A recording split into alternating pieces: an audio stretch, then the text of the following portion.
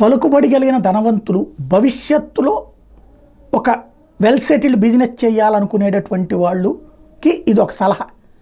సరే, ఈ సలహా చెప్పినందుకు నాకేమీ వాటా ఇవ్వమని అడగట్లేదు, కానీ ఒక సలహా వినియోగించుకోవచ్చు. ఏంటంటే ప్రస్తుతం పెట్రోల్ బంకులు ఎక్కడ పడితే అక్కడ ఉంటాయి కాబట్టి వాహనాలు వాటి వైపుకే వెళ్తున్నాం మనం.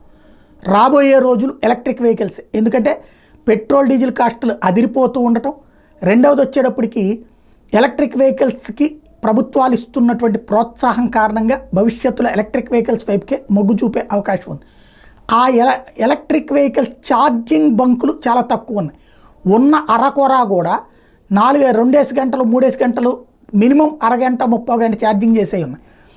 అదే కనుక ఫుల్ ప్లెడ్జ్డ్ పవర్ ఛార్జింగ్ చేయగలిగినటువంటి వాటి కొంత కాస్ట్ ఎక్కువ అవుతుంది.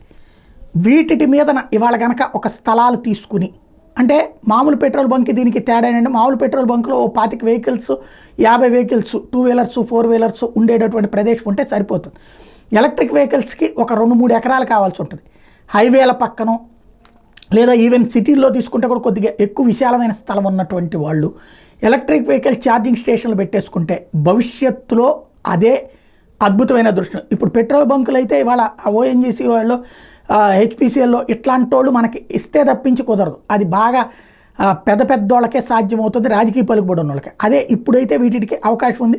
మనకున్న పలుకుబడితో కనుక ఏదైతే స్థలం కొనేసుకుని డబ్బులతో పలుకుబడితో కనుక ఆ ఛార్జింగ్ పాయింట్ని కనుక మనం ఓకే చేసేసుకుంటే దానికి ఏమక్కర్లా ట్రాన్స్ఫార్మర్లా కావాల్సి ఉంటుంది. అది ఏర్పాటు చేసేసుకుంటే ఓ 25-30 ఏళ్ళు కాదు, ఓ 50-70 ఏళ్ళు అదే బిజినెస్ నడుస్తుంది.